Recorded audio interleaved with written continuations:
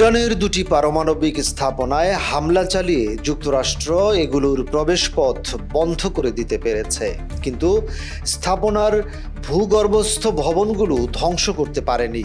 একটি প্রাথমিক গোপন মার্কিন প্রতিবেদনে এ তথ্য উল্লেখ করা হয়েছে।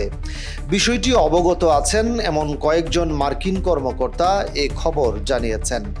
প্রাথমিক তথ্য অনুযায়ী গত শনিবারের হামলায় ইরানের পরমাণু কর্মসূচি মাত্র কয়েক মাসের জন্য পিছিয়েছে। হামলার আগেই মার্কিন গোয়েন্দারা বলেছিলেন, ইরান দ্রুত পারমাণবিক বোমা তৈরির চেষ্টা করলেও তাতে অন্তত 3 মাস লাগবে।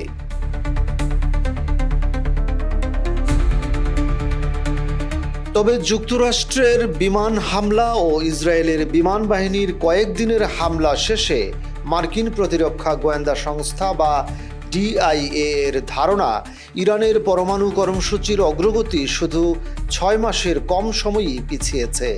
সাবেক কয়েকজন মার্কিন কর্মকর্তা বলেন, মার্কিন হামলায় ইরানের উন্নত মানের পারমাণবিক গবেষণায় কতটা ক্ষতি হয়েছে তা এখনও স্পষ্ট নয়। ক্ষয়ক্ষতির প্রাথমিক মূল্যায়ন আমলে নিলে বলতে হয়, ইরানের পারমাণবিক স্থাপনা সম্পূর্ণ ধ্বংস করে দেওয়া নিয়ে প্রেসিডেন্ট ট্রাম্পের দাবি অতিরঞ্জিত বলে মনে হচ্ছে।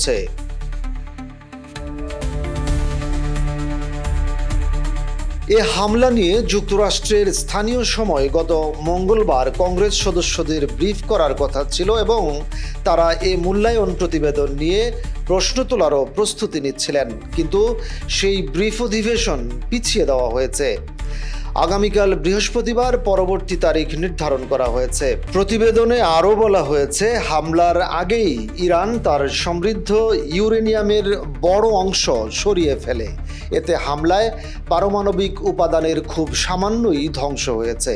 ধারণা করা হচ্ছে, ইউরেনিয়ামের কিছু অংশ ইরানের গোপন পারমাণবিক স্থাপনাগুলোয় সরিয়ে নেওয়া হয়েছে।